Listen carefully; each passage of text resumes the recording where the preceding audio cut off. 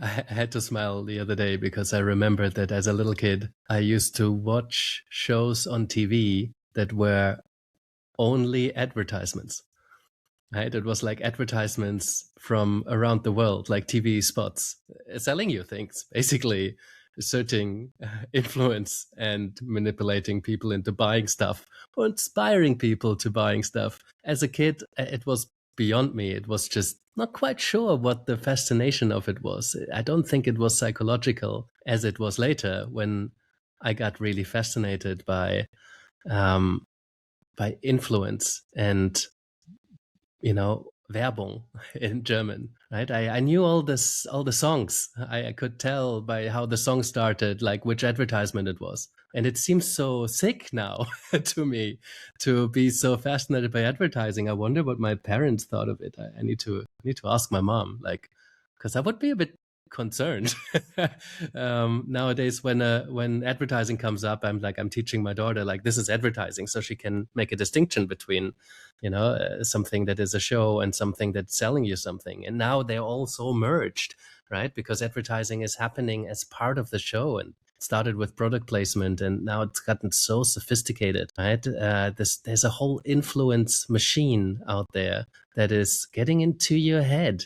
And I'm really allergic to being manipulated, right? And I really hate it when other people manipulate other people. And I've been thinking at some point whether there's such a thing as positive manipulation. I thought about this in the context of NLP, where the practice really is to build good rapport so that you can then lead the client into taking a better perspective on the world, or helping them, guiding them to a solution.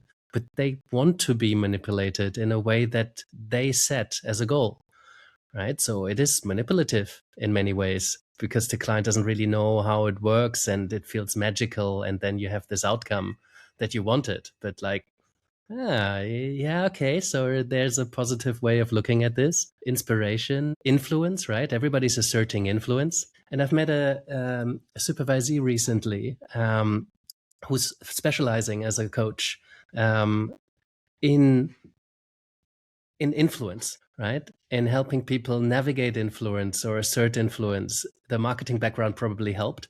But like everybody is influencing or getting influenced all the time, right? So I realized, oh, that clientele is not just people from marketing or people in sales or people who assert influence. Everybody is a clientele for a coach who specializes around the experience of influence.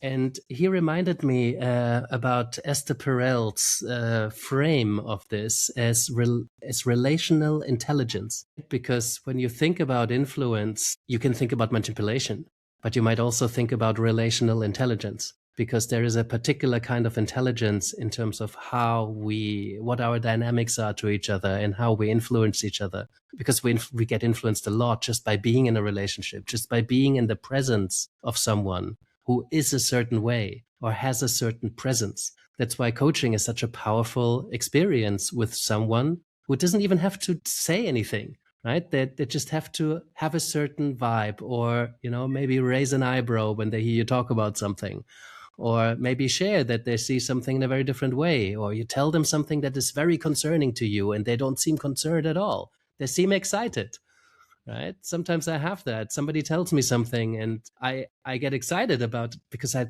see the possibility of something. And for them, it's mind blowing that somebody else would respond with excitement when they have a very different experience around it. And then maybe they get curious about why that excites me. And I might tell them, and it invites them just by being confronted with a different perspective about maybe challenging their own perspective. Not that I want anybody to have my perspective, but it's influence.